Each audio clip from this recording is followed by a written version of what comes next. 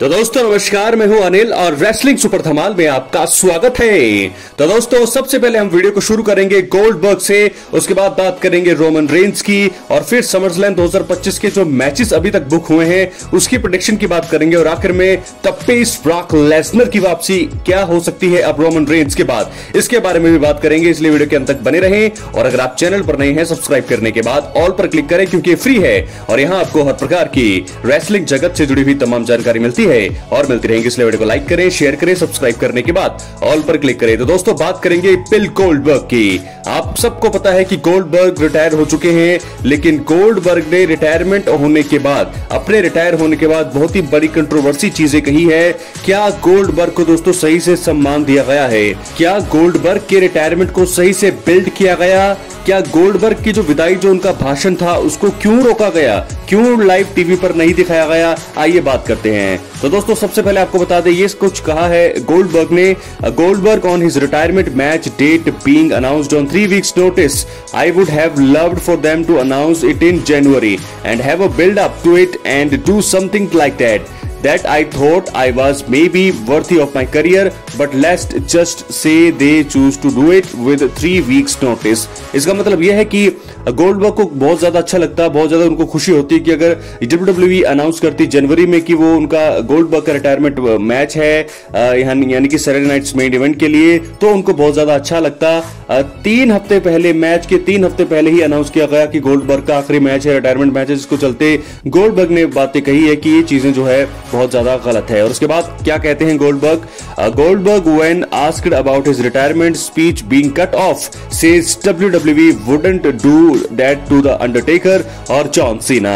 I'm not saying it was done on purpose by any stretch of imagination. I'm saying that it wasn't prepared for on purpose. That's all.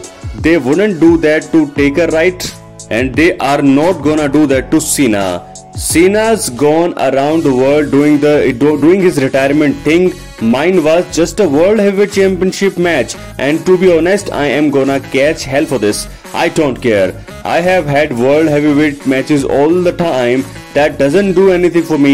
It just felt a little to me. तो दोस्तों यहाँ पर बहुत सारी बातें अगर आप समझ सकते हैं अंदाजा, तो यहाँ पर गोल्डबर्ग कहते हैं कि जो उनकी जो रिटायरमेंट जो पर्पस था, जो कट ऑफ बीच में किया गया जब वो रिटायरमेंट स्पीच बोल रहे थे, उसका एक पर्पस हो सकता है, लेकिन फिर भी अगर उन पर्पस अगर नहीं भी होगा तो क्या WWE ऐसा अंडरटेकर के साथ करती? क्या उन्होंने ऐसा जॉन सीना के साथ अब तक किया है? तो बहुत सारी बातें की है, बवाल किया है, क्योंकि इतना बड़ा करियर रहा है गोल्डबर्ग का। 28 साल इन्होंने अपने करियर में दिए हैं WWE को, WCW को। 173 मैच जब वो शुरुआत में आए थे, उनकी बहुत ही बड़ी स्ट्रीक थी जो ना कभी टूटेगी ना कहीं तोड़ भी पाएगा।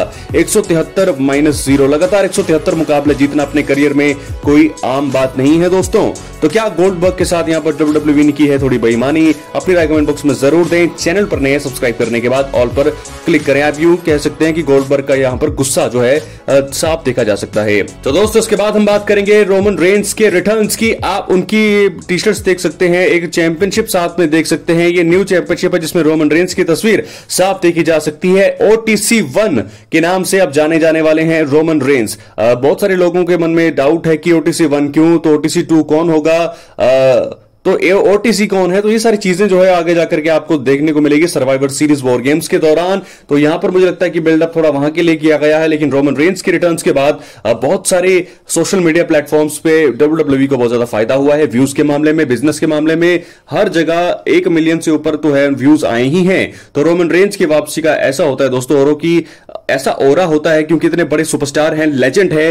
मौजूदा समय में अगर बात की जाए WWE में, तो रोमन रेंज एक सबसे बड़े सुपरस्टार है जिनको सबसे ज्यादा रिएक्शन मिलता है, सबसे ज्यादा पॉप मिलता है। तो वो हैं OTC 1 के नाम से जाने जाएंगे रोमन रेंज। तो रोमन रेंज की वापसी हो चुकी है, चैंपियनशिप बेल्ट के साथ दिखाई जा रही है। तो क्या चैंपियनशिप के लिए वो आगे जाने वाले हैं? न्यू चैंपियनशिप है दोस्तों। तो क्या अगर वो रोमन रेंज समरस्लैम 2025 में बोला जा रहा है कि वो ब्रॉन ब्रेकर के साथ अपने मुकाबले को अंजाम देंगे, उनका मुकाबला ब्रॉन ब्रेकर के साथ होगा। तो फिर उस चैंपियनशिप का मतलब क्या है, उसके बारे में दोस्तों कुछ रिवील अभी नहीं हुआ है, लेकिन वो चैंपियनशिप अभी तक सबके सवाल में है, सबके दिमाग में है कि आखिरकार वो चैंपियनशिप क्यों जो है एडवर्टाइज की जा रही है। तो ऐसे में बड़ी जल्दी जो है इसके बारे में खुलासा किया जाएगा। लेकिन फिलहाल रोमन रेंस की वापसी हो गई है और ये एक बहुत ही बड़ी खबर है सभी फैंस के लिए। सभी जो है जितने भी फैंस है WWE के मैसेज किया करते थे मुझे कि वो रोमन रेंस की वापसी कब हो रही है, कब हो रही है। तो मैंने बहुत जल्दी जब रोमन की वापसी होनी थी तो मैंने पहले ही वीडियो डाली थी, उसमें बताया था कि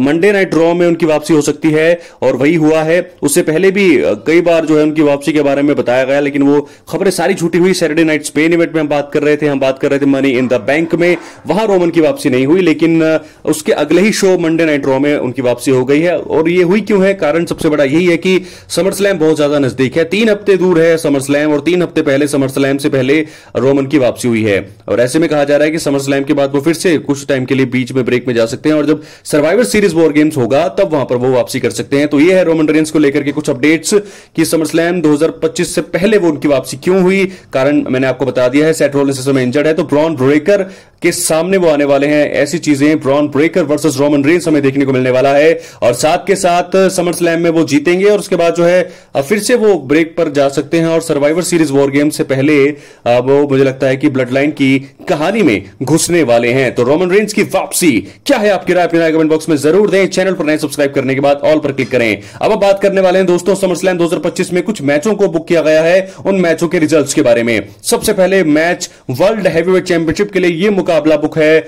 गुंथर वर्सेस सीएम पंक। कमाल, ये आप सुन सकते हैं कि किस प्रकार आपको लग रहा है देखने में।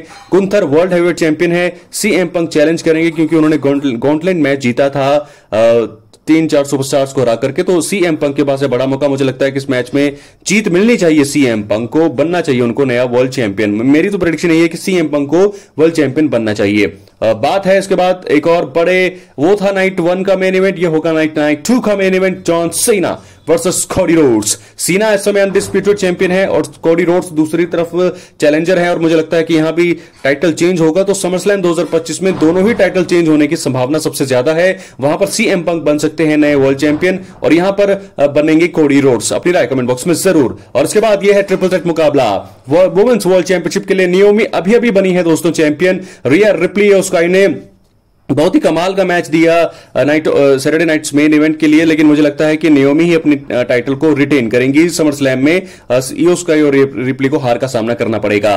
इसके बाद Tiffany Stratton versus Jade Cargill. तो टिफनी स्ट्रैटन को आपको बता दें कि रेसलमेनिया में अपने टाइटल को उन्होंने जीता था, तो मुझे ऐसा लगता है कि थोड़ी ऐसी फीलिंग आ रही कि जेड कारगिल को WWE को मौका देना चाहिए। जेड कारगिल बन सकती है नई वुमेन्स वर्ल्ड चैंपियन। ऐसे में दोस्तों क्योंकि समर स्लैम 2025 का इवेंट है और बहुत सारे टाइटल चेंज होने की संभावना है, तो यहां पर मुझे लगता है कि जेड कारगिल बन सकती हैं नई वुमेन्स चैंपियन। बात करेंगे हम एक और मुकाबले की जो हुआ है इंटरकॉन्टिनेंटल चैंपियनशिप के लिए, बेकी लिंच वर्सेस लायरा विल्किरिया।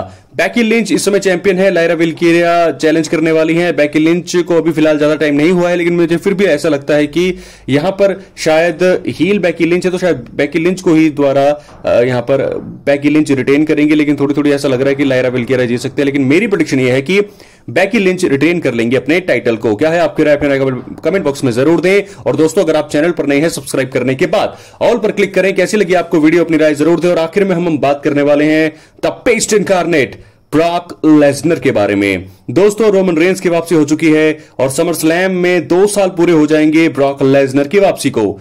अब मुझे ऐसा लगता है कि ब्रॉक लेसनर वर्सेस गुंथर, ये मुझे ऐसा दिमाग में सबसे पहले बात आ रही है कि ये एक मुकाबला हो सकता है। आपको पता है सीएम पंक और गुंथर के मुकाबले को अगर WWE आगे बढ़ाना चाहती है, इनके 1 या 2 या 3 पार्ट अगर होंगे तो ब्रॉक लेसनर उस स्टोरी में तो नहीं जाएंगे। लेकिन अगर WWE के मन में ऐसा है कि सीएम पंक को वो जिताते हैं या गुंथर को रिटेन करवाते हैं, तो वहां पर उनकी स्टोरी को वहीं खत्म किया जाएगा और उसके बाद ब्रॉक लेसनर और गुंथर का कन्फ्रंट हो सकता है। ब्रॉक लेसनर सामने कन्फ्रंट कर सकते हैं गुंथर को समर स्लैम 2025 में वापस आकर के। तो ये चीजें मुझे लगता है कि हो सकती है।